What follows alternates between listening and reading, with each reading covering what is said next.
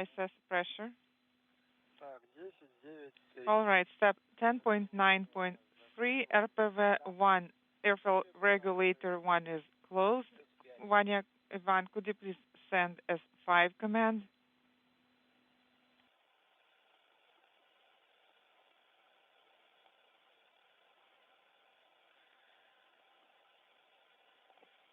Выдаем команду S5 через минуту. Yes, please send S5 command, and then in 1 minute send S6 command. S5 issued at 19:04:45, and I confirm that LED is illuminated.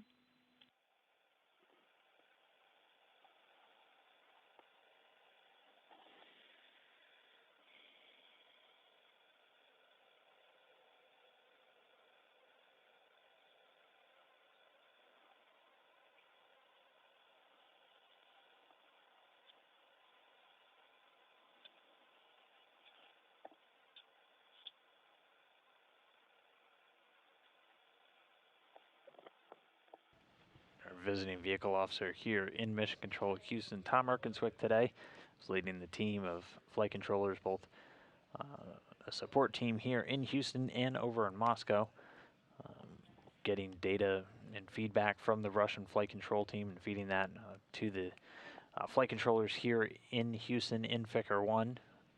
Just hearing that the leak checks have been completed. Now they're beginning the pressure equalization step. So you need to make sure that you have equal pressure on both the station and the Soyuz hatch sides, and then also in that vestibule, that space in between. And then once those pressures are equal or within a tolerable range of being equal, they'll be able to actually get these hatches open. So leak checks in the rear view, equalization on board now, and following that will be hatch opening. Open, ККЦ, no stop. Stand by. Okay, copy, standing by. Хорошо, ждем, пока откроем люк. All right, so stand by for ISS hatch opening. All right, standing by.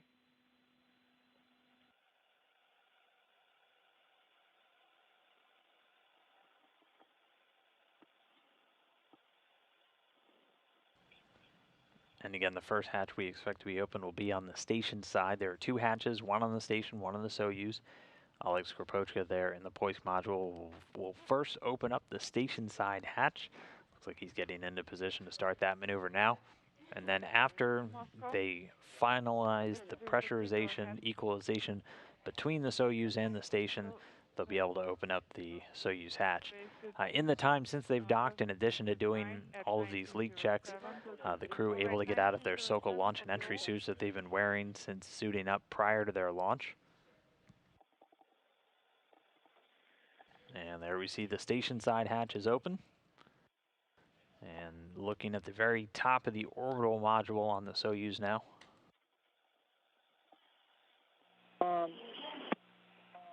Irkut, this is Moscow.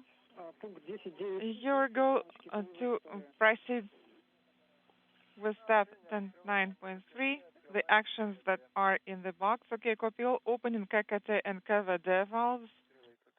Yes, go ahead and open ККТ valve and КВД as well.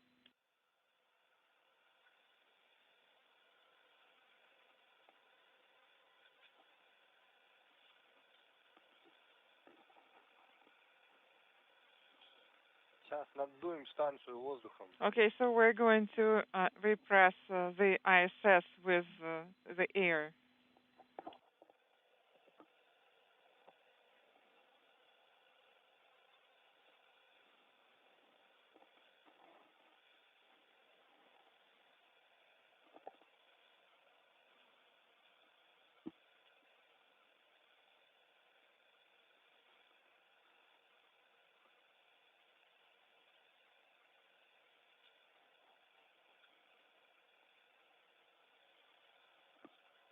Irkut, did you open ККТ and КВД valves?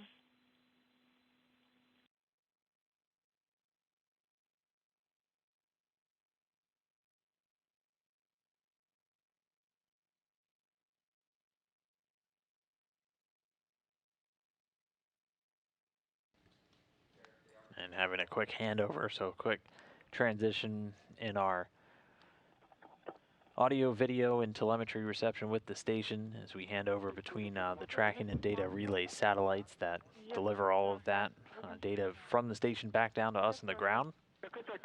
You're getting split box views of the Russian Mission Control Center in Koryov just outside of Moscow. They've been overseeing all of the operations from the Soyuz MS-16 vehicle today from launch all the way through this docking and now hatch opening. On the right, a look inside of Ficker 1. The Orbit 2 team still on console. They've been on board since a couple of hours before the actual docking, overseeing all the final preparations of the station. Again, Flight Director Pooja Jesvrani leading the team this morning. Please be ready to note it down, and I will tell you what the recommendation is. Okay, ready to copy now. Ready to copy? Yes. So first of all, you will have to deactivate the Soyuz. This is orbital flight ODF, page 25-38, step 4.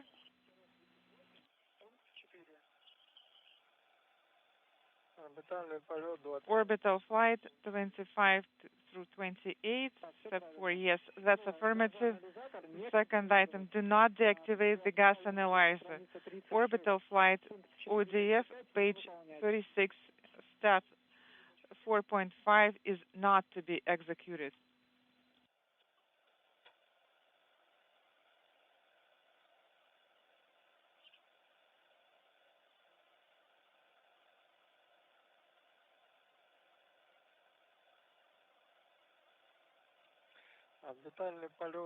Orbital flight, page 36, step 4.5 is not to be executed, and the gas analyzer is not to be deactivated. That's correct. Next item, you will have to change out the cartridge in the sub, page 35, 4.3.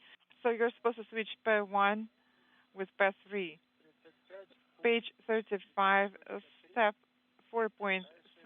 And what's next? So replace pair 1 with pair 3. Is that correct? Yes. Affirmative.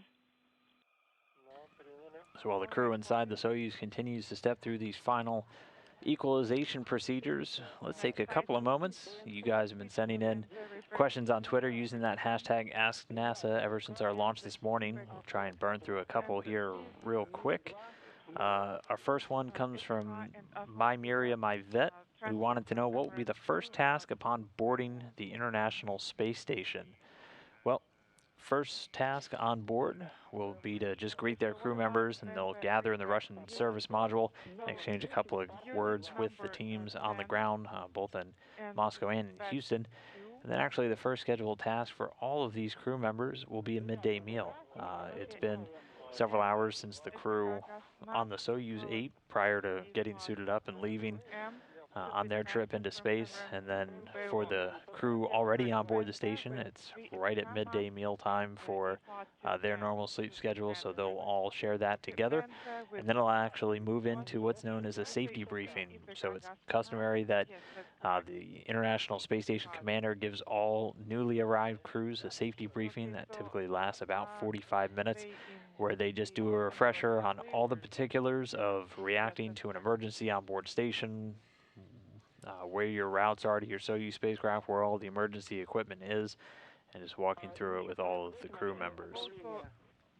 Could you please? Next question comes from Sid, who wanted to know, is this going to be the last usage of the Soyuz for space station travel? A number of you sending in questions asking if this is the last time we'll have American astronauts on a Soyuz, or will we only be flying on the new commercial spacecraft from SpaceX and Boeing?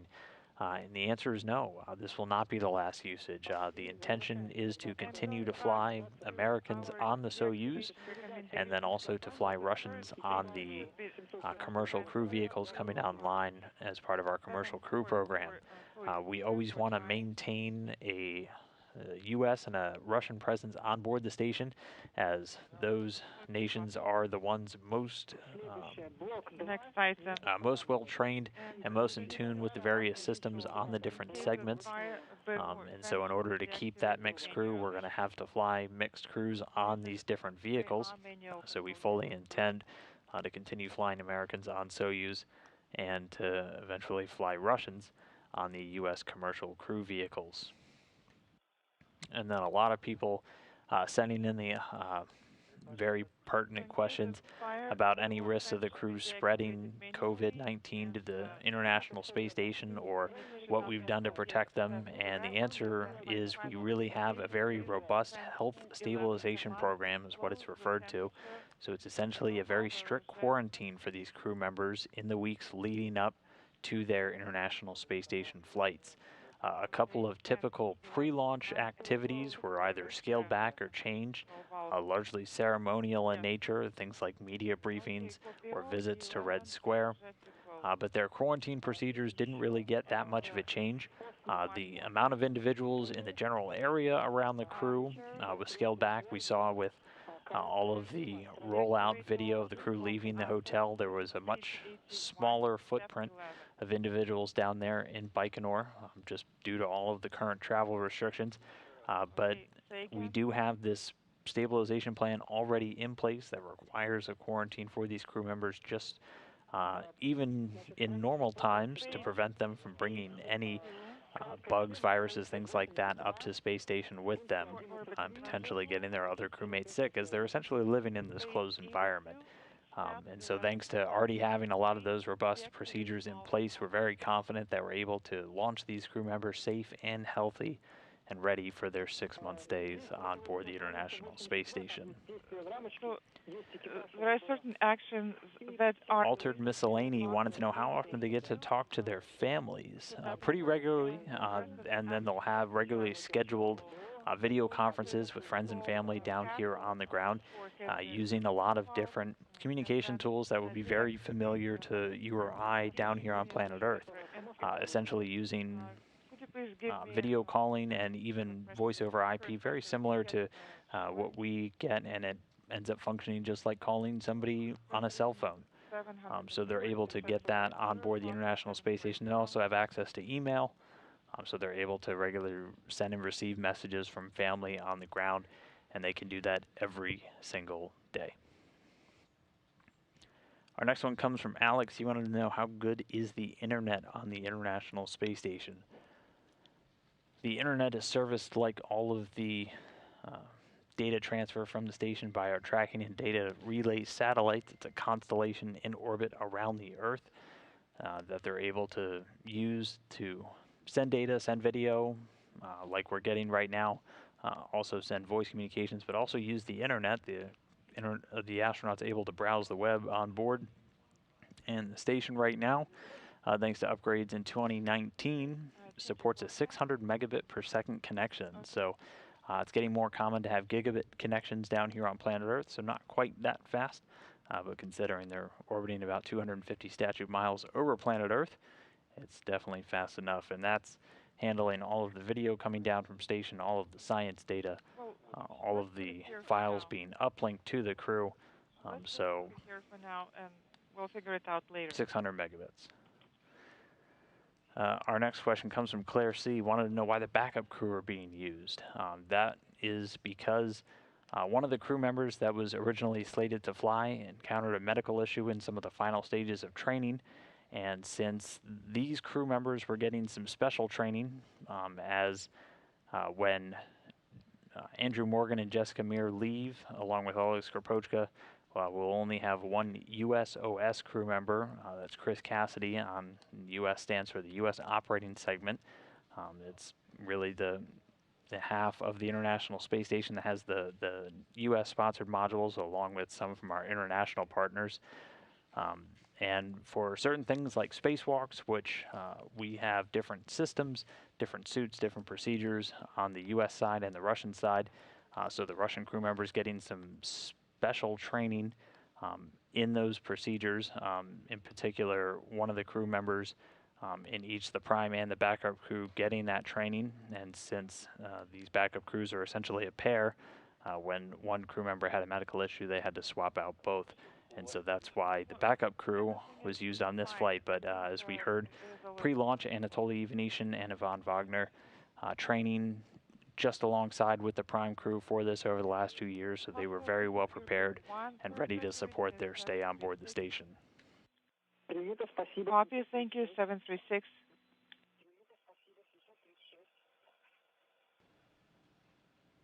And we haven't forgot about hatch opening. Again, they're still working through this pressure equalization. It can take a couple of minutes, so we're just going to continue to stand by. We should be seeing that Soyuz hatch open in just a little bit, and then we'll see Chris Cassidy, Anatoly Ivanishin, and Ivan Wagner make their way into the International Space Station. But for now, back to Twitter. Got some more Ask NASA questions. Tom Dang wanted to know what the grid fin on the fairing of the Soyuz launch vehicle does. Good eye and good question.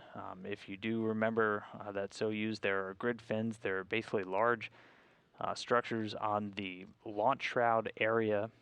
So the very top of the rocket has a large white area with the launch escape tower on top, and then a shroud that protects the Soyuz during that ride uphill. And there are 4 grid fins that are attached to the side. Those are stabilizers, so in the event of what's known as a phase 1 abort, so using that prime abort tower on top and the solid rocket motors on the fairing itself, those stabilizers are deployed in order to basically be attitude control, a stabilizer to ensure the vehicle doesn't go into a roll and is able to ensure a good pitch. Okay, copy. That's great. And we're standing by for the pressure drop to stop at the 2-minute interval. This is page 80. Well, it's not really dropping. It's just decreasing. Well, okay, copy. Let's stand by for it to stop decreasing then. Because when you say the pressure is dropping, it just sounds too scary. Copy. We'll take that into the account for future.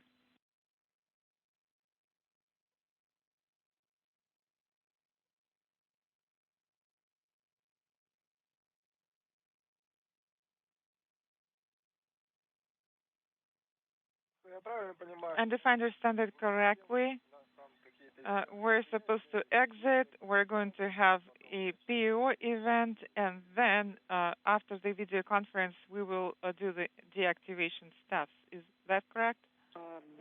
That's affirmative.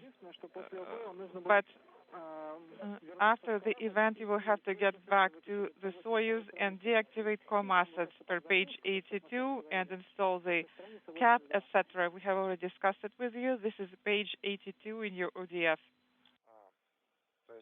Okay, so we will exit everyone, and then we're getting back to the vehicle, to the Soyuz, complete all the actions per page 82, and then switch to SM steps. Yes, that's correct. All right.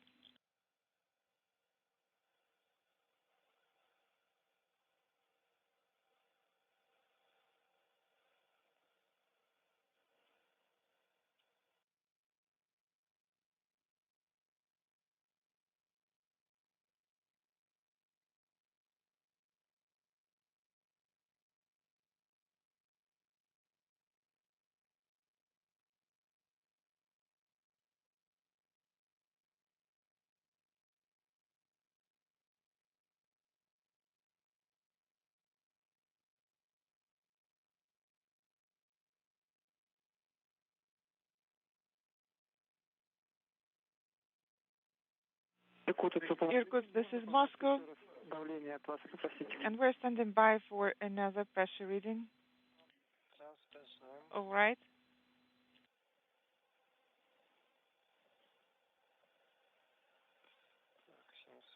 Okay, 735 is the current pressure reading. 735, copy. And it looks like, okay, 735, yes.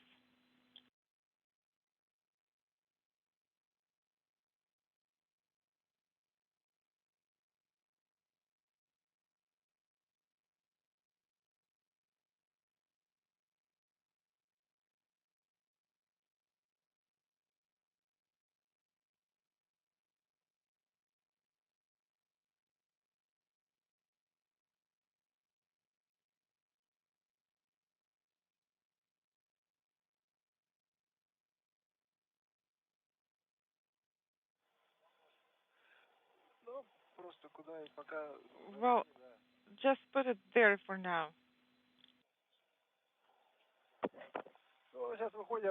Okay, so we're going to exit now and hug everyone.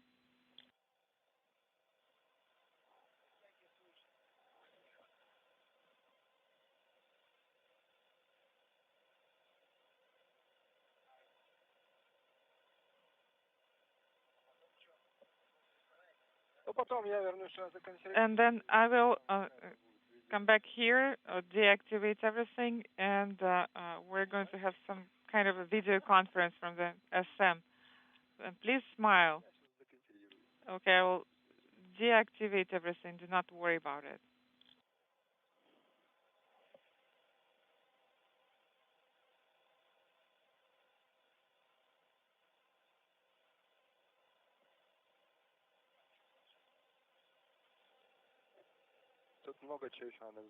We still have a lot to do here. Irkutsk, this is Moscow. We are standing by for another pressure reading. Well, it is still sort of decreasing. 734 is the reading. Copy.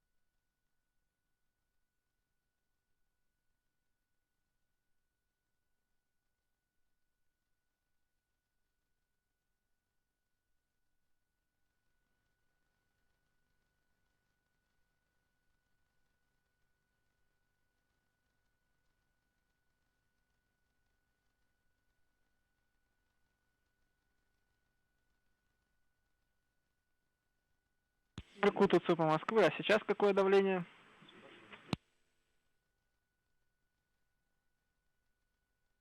Стабильно 735.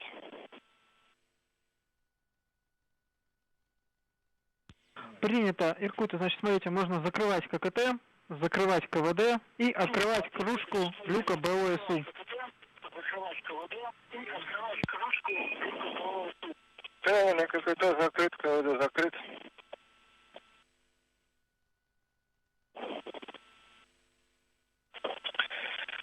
Так, открываем крышку КВД БОСУ.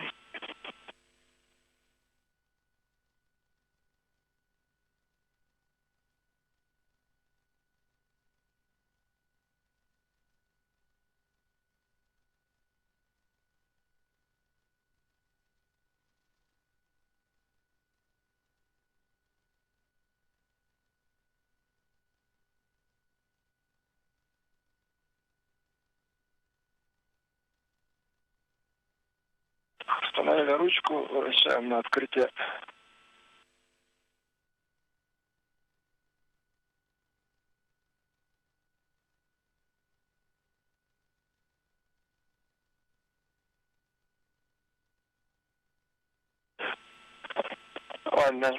Нажать. Нажали. Открыли люк.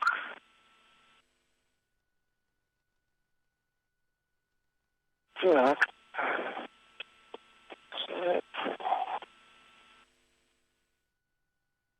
Туда.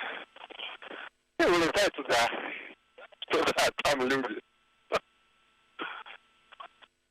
Надо улыбаться, да. Москва, Иркутск, не открыли люк. Принято, отлично. Go. Принято, отлично.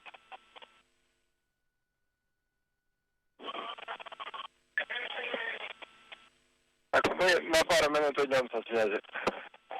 Хорошо.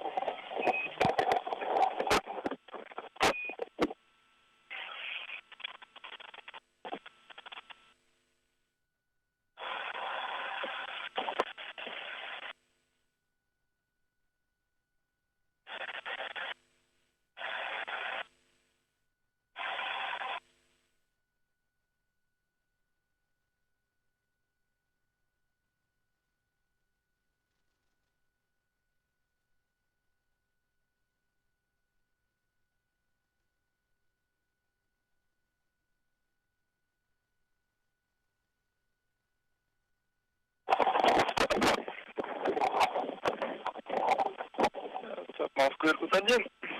На связи?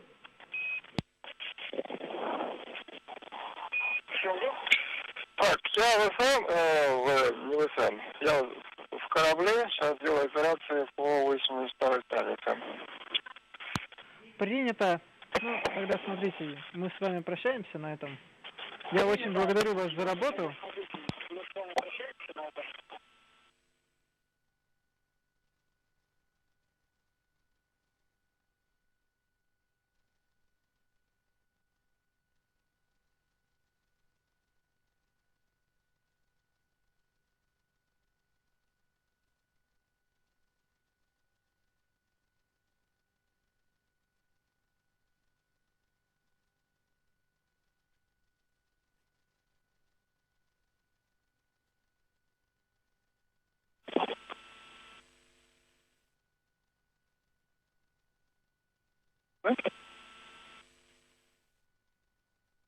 Анатолий, слышите меня еще?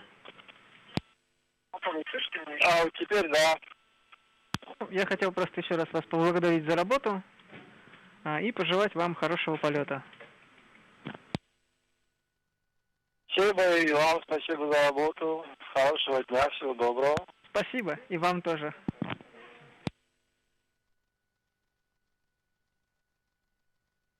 СВЦПУ и МБС.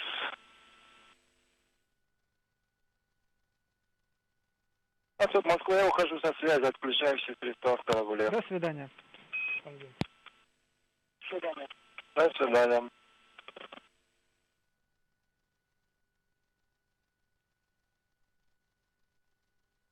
Все,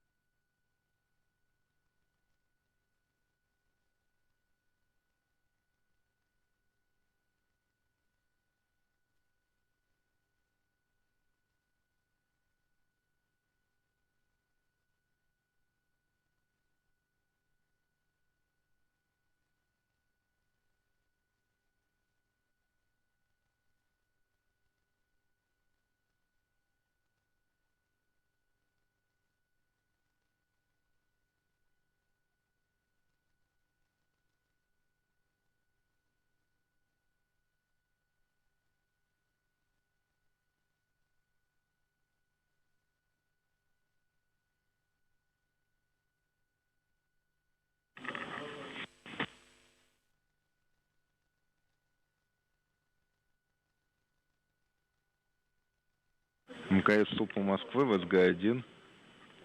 Как слышно от СУП Москвы?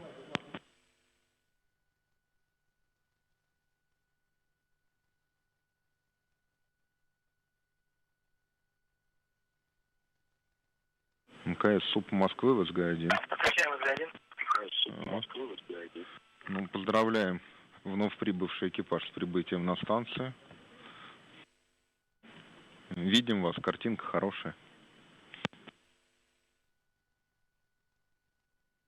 Толя где-то затерялся только. Ему срочно отправили в корабль что-то консервировать.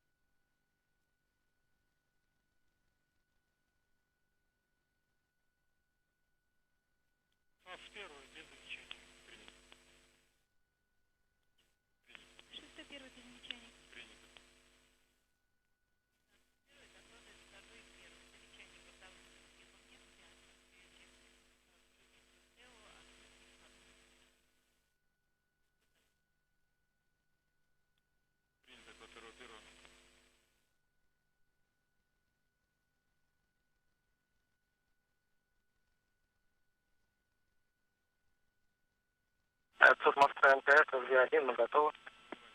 Видим вас, тоже готовы.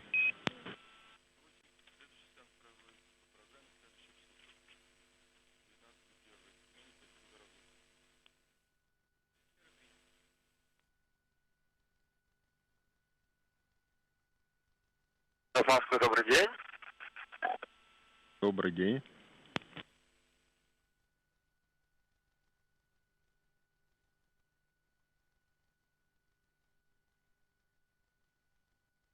Ну, что можем сказать? Мы очень рады, что экипаж 63-й экспедиции добрался к нам без приключений. Сказал, что заканчивается наш режим самоизоляции на борту станции.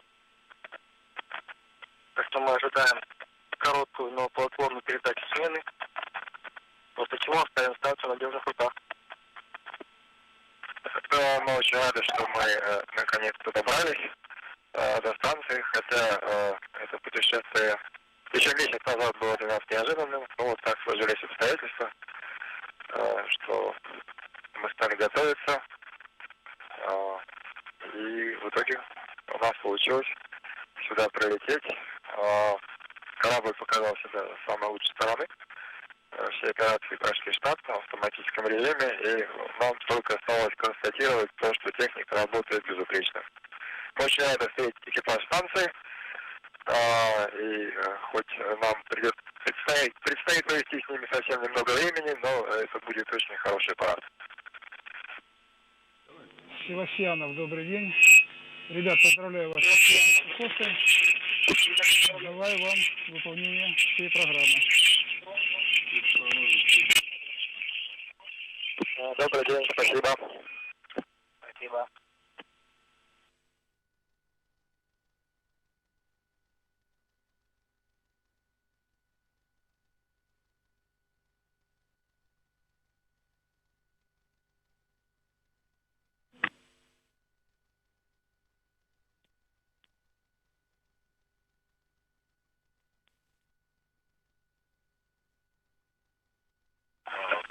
Сейчас ЦУПу Хьюстона передаю тогда слово.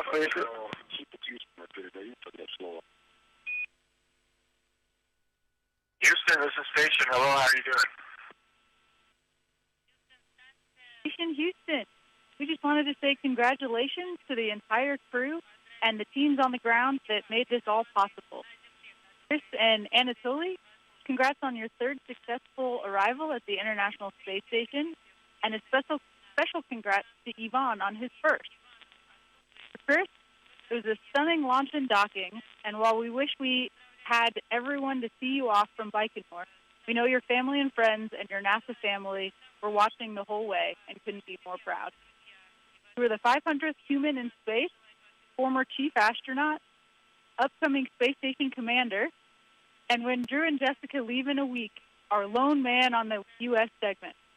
There's nobody better for the job, and the flight control team can't wait to get to work with you. Welcome aboard. Hey, Jessica, thanks a lot. It really means a lot to be back here and representing all of the Johnson Space Center and all of NASA, really, to get this mission going. It's going to be a really exciting year in our manned space history for all the obvious reasons, and we hope to start that off at some point by welcoming Bob and Doug. But for today's purposes, the launch was great. As Anatoly said, the spaceship worked beautifully, and we're just really happy to get here. Thanks for kind words, Jessica.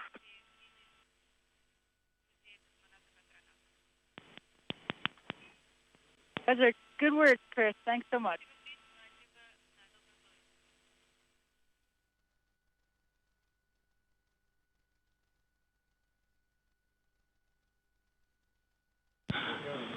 Так, экипаж МКС, как слышно, это Алексей Бучилин, СРП сегодня. Поздравляю также весь экипаж. Поздравляю весь экипаж, что собрались вместе. Спасибо. Экипаж Олега дождались. Анатолий прилетели. Иван, ну и самые теплые слова тебе, потому что ты воспитанник нашего отдела. Желаем тебе и в своем лице всему экипажу хорошо провести время, выполнить программу полета, чтобы все было замечательно у вас. Еще раз поздравляем. Спасибо большое. Спасибо. Спасибо. Ребята, это Соловьев, я вас от всей души поздравляю. Сейчас, Олег, вот завтра у Натальи Сергеевны Королевой, дочери Сергея Павловича Королева, юбилей, такая серьезная дата. Ей будет приятно, если вы скажете несколько слов таких поздравительных. Хорошо? И мы передадим завтра, на день рождения.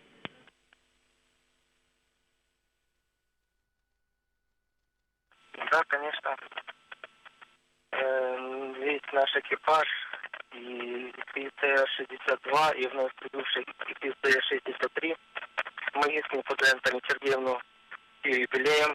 Мы знаем, что она достойная дочь своего отца, она хирург экстра-класса, она большой ученый, посвящает много времени, кроме этого, еще популяризации космонавтики, истории нашей космонавтики. И мы совершенно искренне поздравляем ее с юбилеем, желаем ей долгих лет, здоровья и еще долгой плодотворной деятельности. Самое наилучшее пожелание от нашего экипажа. Спасибо.